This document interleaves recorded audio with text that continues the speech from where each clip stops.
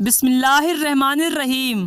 میرے محترم عزیز دوستوں، آج ہم آپ کو ایسا دردناک واقعہ سنائیں گے جسے سن کر آپ کی روح کانپ جائے گی۔ حضرت سیدنا ابو بدا رحمت اللہ علیہ فرماتے ہیں، میں حضرت سیدنا سعید بن مسیب رحمت اللہ علیہ کی محفل میں باقاعدگی سے حاضر ہوا کرتا تھا، پھر چند دن میں حاضر نہ ہو سکا۔ جب دوبارہ آپ رحمت اللہ علیہ کے پاس حاضر ہوا تو آپ نے پوچھا، تم اتنے دن کہاں رہے؟ میں نے کہا، میری اہلیہ کا انتقال ہو گیا تھا، بس اسی پریشانی کی وجہ سے چند دن حاضری کی سعادت حاصل نہ ہو سکی۔ یہاں سن کر آپ رحمت اللہ علیہ نے فرمایا، تو نے مجھے اطلاع کیوں نہیں دی تاکہ میں بھی جنازے میں شرکت کرتا؟ حضرت ابو بدا رحمت اللہ علیہ فرماتے ہیں، میں اس پر خاموش رہا۔ جب میں نے وہاں سے جانا چاہا تو آپ رحمت اللہ علیہ نے فرمایا، کیا تم دوسری شادی کرنا چاہتے ہو؟ میں نے کہا، حضور میں تو بہت غریب ہوں، میرے جیسے غریب سے شادی کون کرنا چاہے گا؟ تو آپ رحمت اللہ علیہ فرمانے لگے کہ میں تیری شادی کرواؤں گا۔ میں نے حیران ہوتے ہوئے عرض کی، کیا آپ رحمت اللہ علیہ میری شادی کروائیں گے؟ انہوں نے فرمایا، جی ہاں میں تیری شادی کرواؤں گا۔ پھر آپ رحمت اللہ علیہ نے اللہ عز و جل کی حمد بیان کی اور حضور صلی اللہ علیہ وسلم پر درود و سلام پڑھا اور میری شادی اپنی بیٹی سے کرا دی۔ میں وہاں سے اٹھا اور اپنے گھر کی طرف روانہ ہوا۔ میں اتنا زیادہ خوش تھا کہ مجھے سمجھ نہیں آ رہا تھا کہ میں کیا کروں۔ پھر میں سوچنے لگا کہ مجھے کس کس سے اپنا قرضہ وصول کرنا ہے۔ پھر میں اسی طرح آنے والے لمحات کے بارے میں سوچنے لگا۔ پھر میں نے مغرب کی نماز ادا کی اور میں گھر کی طرف چلا گیا۔ میں گھر میں اس وقت اکیلا ہی تھا۔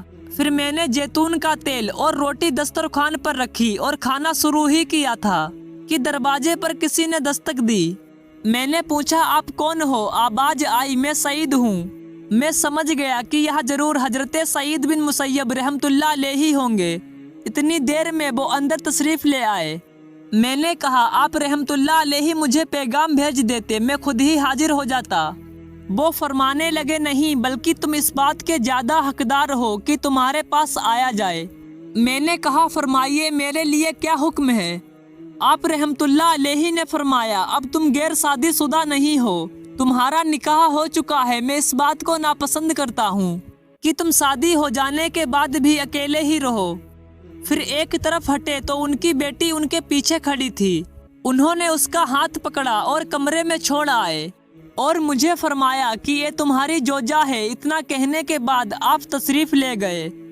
جب مجھے اطمینان ہو گیا کہ آپ رحمت اللہ علیہ واپس جا چکے ہیں تو میں کمرے میں آیا تو اس شرم و حیا کی پیکر کو زمین میں بیٹھے ہوئے پایا۔ میں نے جلدی سے زیتون کے تیل اور روٹیوں والا برتن اٹھا کر ایک طرف رکھ دیا تاکہ وہ اسے دیکھ نہ سکے۔ پھر میں اپنے مکان کی چھت پر چڑھا اور پڑوسیوں کو آواز دینے لگا۔ تھوڑی دیر میں سب جمع ہو گئے اور مجھ سے پوچھنے لگے، تمہیں کیا پریشانی ہے؟ میں نے کہا، حضرت سعید بن مسیب رحمت اللہ علیہ نے اپنی بیٹی سے میری شادی کرا دی ہے اور وہ اپنی بیٹی کو میرے گھر میں چھوڑ گئے ہیں۔ لوگوں کو میری اس بات پر یقین نہ ہوا تو میں نے کہا، اگر تمہیں یقین نہ ہو تو میرے گھر میں جا کر دیکھ لو۔ جب لوگوں نے میری بات سنی تو سب میرے گھر آ گئے۔ جب میری والدہ کو یہ بات معلوم ہوئی تو فوراً آ گئیں اور مجھ سے فرمانے لگیں، اگر 3 دن سے پہلے تو اس کے پاس گیا تو تجھ پر میرا چہرہ دیکھنا بھی حرام ہے۔ میں 3 دنوں تک انتظار کرتا رہا اور چوتھے دن اس کے پاس گیا۔ جب میں نے اس کو دیکھا تو دیکھتا ہی رہ گیا۔ وہ قرآن پاک کی حافظہ، حضور صلی اللہ علیہ وسلم کی سنتوں کو بہت زیادہ جاننے والی اور شوہر کے حقوق بہت زیادہ پہچاننے والی تھی۔ اسی طرح سے 1 مہینہ گزر گیا، نہ تو حضرت سعید بن مسیب رحمت اللہ علیہ میرے پاس آئے اور نہ ہی میں ان کی بارگاہ میں حاضر ہو سکا۔ پھر میں ہی ان کے پاس گیا۔ وہ بہت سارے لوگوں کے بیچ جلوہ فرما تھے۔ میں نے انہیں سلام کیا اور انہوں نے سلام کا جواب دیا۔ اس کے بعد مجلس ختم ہونے تک انہوں نے مجھ سے کوئی بات نہ کی۔ جب سارے لوگ جا چکے اور میرے علاوہ کوئی نہ بچا تو انہوں نے فرمایا، اس انسان کو کیسا پایا؟ میں نے عرض کیا، حضور آپ کی بیٹی ایسی صفات کی حامل ہے کہ شاید کوئی دشمن ہی اسے ناپسند کرے، ورنہ دوست تو ایسی چیزوں کو پسند کرتے ہیں۔ پھر انہوں نے فرمایا اگر وہ تجھے تنگ کرے تو لاٹھی سے اصلاح کرنا۔ پھر جب میں گھر کی طرف روانہ ہوا تو انہوں نے مجھے 20,000 درہم دیے۔ میں انہیں لے کر گھر کی طرف چلا آیا۔ حضرت عبداللہ بن سلمان رحمۃ اللہ علیہ فرماتے ہیں حضرت سعید بن مسیب رحمۃ اللہ علیہ کی اسی صاحب جادی کے لیے خلیفہ عبد الملک بن مروان نے اپنے بیٹے ولید کی شادی کا پیغام بھیجا تھا، لیکن حضرت سعید بن مسیب رحمۃ اللہ علیہ نے انکار کر دیا۔ عبد الملک نے ہر طرح کوشش کی کہ کسی طرح آپ رحمۃ اللہ علیہ راضی ہو جائیں، لیکن آپ رحمۃ اللہ علیہ انکار کرتے رہے۔